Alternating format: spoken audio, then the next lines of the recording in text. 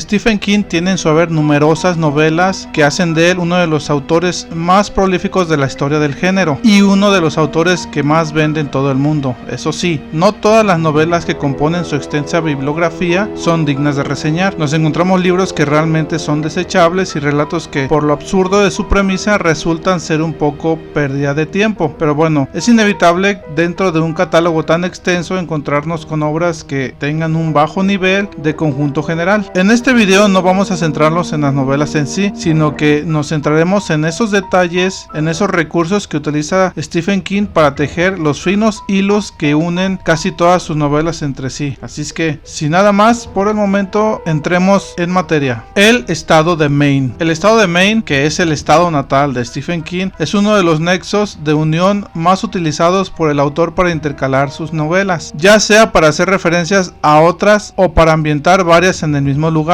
En el mundo de Stephen King, el estado de Maine está compuesto, entre otras, por ciudades creadas por este autor para ambientar en ellas sus historias, y lo lleva haciendo desde su primera novela, que es la de Carrie de 1974. Una de las localizaciones más famosas en el mundo de King es sin duda Jerusalem's Lot, pueblo ficticio en el que ambienta su segunda novela, El misterio de Salem's Lot de 1975. Desde su primera aparición ha sido nombrada en muchas otras obras. En ambas entregas del Resplandor, que es la de 1977, Dolores Claiborne de 1992 y en otras tantas más. Todo esto hace del macabro pueblo un lugar de peregrinaje mental obligado para los lectores de las novelas de King. De todas las ficticias localizaciones salidas de la mente del maestro del terror, la más famosa y querida por los fans de sus novelas es Castle Rock. En el terreno literario, este lugar lo encontramos en muchas de sus novelas. Tendría su primera aparición en La Zona Muerta de 1979 y ha tenido tanta presencia en algunas de las novelas del autor que ya casi se le considera como un personaje más en las mismas. Esa capacidad de convertir objetos inanimados o lugares en personajes es otro punto por el cual se considera a Stephen King como uno de los grandes escritores del siglo XX. La veríamos más tarde en Cujo de 1981 y en La Mitad Oscura de 1989. También se ha utilizado como lugar recurrente para muchos de sus relatos y como referencia en otras de sus novelas. Es en definitiva uno de los lugares más emblemáticos del Kingverso. Pero mi ciudad favorita sacada de la cosecha de King siempre será Derry, la ciudad ficticia en la que se ambienta una de mis novelas favoritas de este autor, que es It de 1986, y supongo que será la de todos ustedes también, porque aparte de ser un lugar muy recurrente en sus historias, es también una descripción literaria casi exacta de Bangor, ciudad en la que reside el autor y que utiliza como atracción de ser la Derry de los Estados Unidos. No solo It aparece en la famosa ciudad, también lo hacen otras famosas novelas del autor como es Insomnia de 1994, El Cazador de Sueños del 2001, Un Saco de Huesos de 1998 y 2211 del 63 del 2011, por no hablar de numerosas referencias a Derry que encontramos en otras novelas. 18 de ellas mencionan el lugar en numerosas ocasiones. Después de hablar de locaciones, vamos a hablar del universo expandido en el cual la base es la Torre Oscura. Una de las particularidades de la saga literaria de la Torre Oscura es la de actuar como conector definitivo del Kingverso, pero es que It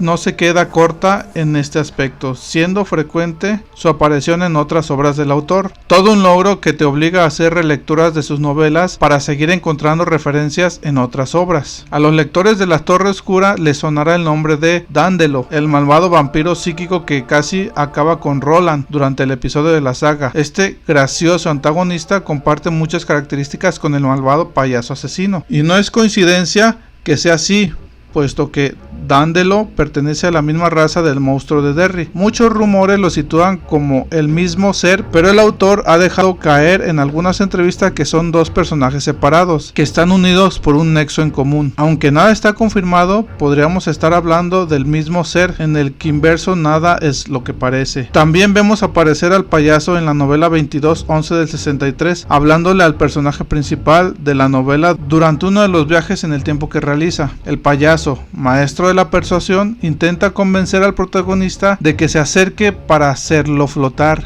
sin duda es Pennywise, y es que Derry es suyo hasta la llegada de los perdedores. Todos estos detalles hacen de Pennywise uno de los personajes más complejos y sólidos de la pluma de King, y uno de los más interesantes, pues se va a quedar en el tintero numerosas apariciones que quizás enumere en otro video centrado en Stephen King. Después de las conexiones vamos a hablar del Rey Carmesí, que para mí y parece ser que para el autor el Rey Carmesí es uno de los grandes villanos, si no es que el mejor, salidos directamente de la pluma del maestro y la mente maestra detrás de cada horror mostrado en cada una de sus novelas. Es el eje del mal, el garante de que todo va a ser oscuro en los paisajes de King, descrito como un anciano de barba blanca. Este peligroso villano tuvo su primera aparición en la novela de Insomnia y desde ese momento se ha convertido en un elemento recurrente en las novelas de King. Al servicio de su malvado periplo están villanos de la talla de Randall Flagg o el Hombre de Negro, otro elemento recurrente en las novelas de King. Dandelo, Mordred y casi todos los villanos aparecidos en cada una de las novelas de King, todas ellas conectan directamente o indirecta con la Torre Oscura. Hasta los coches asesinos de Buick 8 o los vampiros de Salem Lot también están a su servicio. Toda una galería conectada que hace y hará las delicias de todo fan del terror literario. King es único en esto y teje una compleja red de personajes y lugares conectados entre sí que lo hacen un elemento único en toda la literaria de terror contemporáneo. Por último, hablemos más a fondo de los universos alternativos. La idea de que hay una infinidad de universos existiendo de forma simultánea forma parte de la mitología de la Torre Oscura, pero también fundamenta la primer obra de King exclusiva para Kindle, Ur, en la que el protagonista recibe por error un dispositivo que le permite viajar por las realidades alternativas. Alguno de ellos, Ur 17000, donde Shakespeare escribió dos obras teatrales extra, Ur 88416, en donde Kennedy no fue asesinado, o Ur 4.121.989, donde la crisis de los misiles de Cuba culminó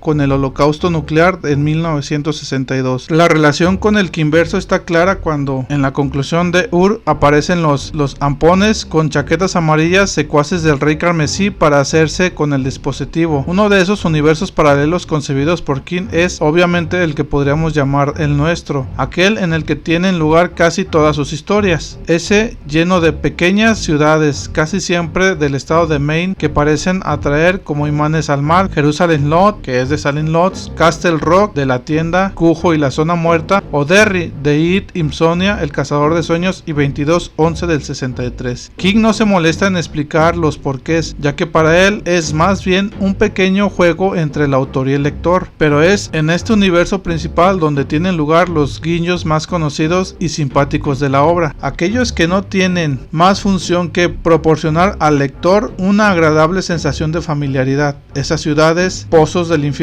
son el caso más claro, pero aún hay muchas más conexiones. Por ejemplo, Dick Halloran, el cocinero del Resplandor, aparece ampliamente mencionado en un flashback narrado por el padre de uno de los niños de It, y Paul Sheldon, el novelista de Misery, se crió en Derry y era vecino de uno de los niños. Todas estas conexiones de It con las otras novelas de King son en realidad una forma de lanzarlas de forma automática hacia el mismo multicosmos que es la Torre Oscura. Por cierto, el poder mental, que es el resplandor del que tanto sabe Halloran, aparece con otros nombres en la Torre Oscura. O la tienda, no la novela, sino el nombre con el que se conoce al Departamento de Inteligencia Científica, una organización secreta gubernamental que parece estar detrás de muchos fenómenos inexplicables que se remontan a los poderes piroquinéticos de Ojos de Fuego, que también es mencionada en Apocalipsis e investigada en el desastre de Tommyknocker. Pero los experimentos más conocidos por sus terribles resultados de la Tierra son los que abrieron una brecha que dejaron pasar a los monstruos de la niebla a nuestro mundo, es decir, los que comunicaron nuestro universo con el espacio Tadash. De nuevo nos suenan las campanillas que nos aproximen a la Torre Oscura. King usa también este multiverso para dar coherencia unitaria a recopilaciones de relatos aparentemente sin conexión. Para finalizar, lo hacemos con un detalle curioso. En Carrie, la primer novela publicada del autor, se deja entrever entre líneas que los fenómenos telequinéticos que acaban con la muerte de Carrie, su madre, medio instituto y la ciudad en llamas es solo la punta del iceberg.